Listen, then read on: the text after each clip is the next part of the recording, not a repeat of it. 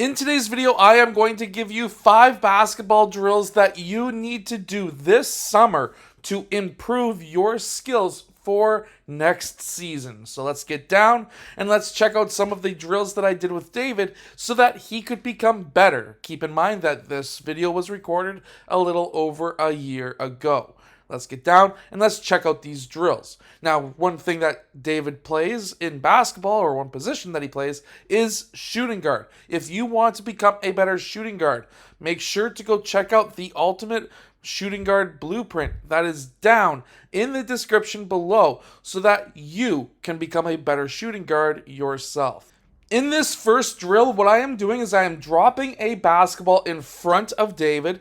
I am then going to be reaching towards the right or left side. Now, if you're a player watching this video, get a friend and you can do this with each other. You don't necessarily need a trainer for this drill.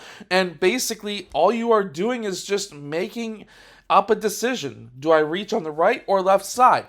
Try and actually go and steal that ball and then have that offensive player then either spin off or at least attack the open side so that they can pull for that jump shot or attack the rim. If you've got multiple friends, you can set up a third friend who is in help defense and do essentially the same exact thing, but now you attack the rim on help defense.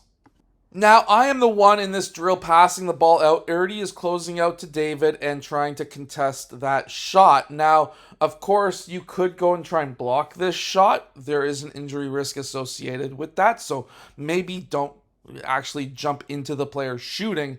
However, you don't necessarily need 3 players either, or 3 people. You can pass the ball out yourself, and then you can change things up. You don't always have to shoot.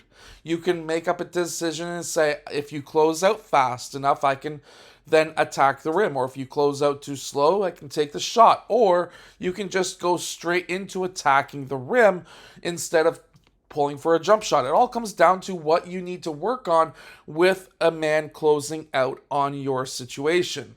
Now, this next one is kind of 2 drills in one. So this first part of the drill, you are attacking the rim with the basketball, dribbling obviously, and then you are trying to touch the top of the pad.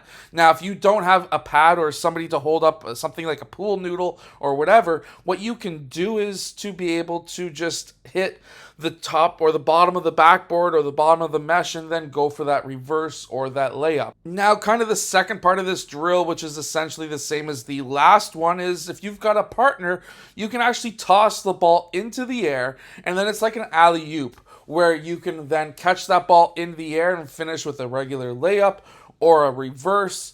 But it all depends on how you want to try and finish or what you need to work on when it comes to finishing at the rim. This one you will need multiple basketballs for, but also you will probably both need to have at least a chair to hold a ball or have a player or a friend who can hold the ball for the dribble handoff. I'm handing off the ball to David in this clip, but basically it's a continuous dribble handoff. You're pulling one dribble, pull for the shot. Sprint out to the other side, one dribble, pull for the shot. So if you are running a lot of dribble handoffs with your team that go into a shot, then this drill is definitely for you. The year we ran this drill, David was coming off of a lot of dribble handoffs going for that 3-point shot. And this was actually a very beneficial drill to be able to shoot off of that dribble handoff much faster. So if that's your situation, definitely something for you to do. Now, everyone needs to work on ball handling in a tight situation, but also finishing at the rim, whether it's with a floater or a layup. And I always like to incorporate shooting. Shooting is a very big part of basketball. So what you can do here, you can set up 2 basketballs. You don't necessarily need to have a partner.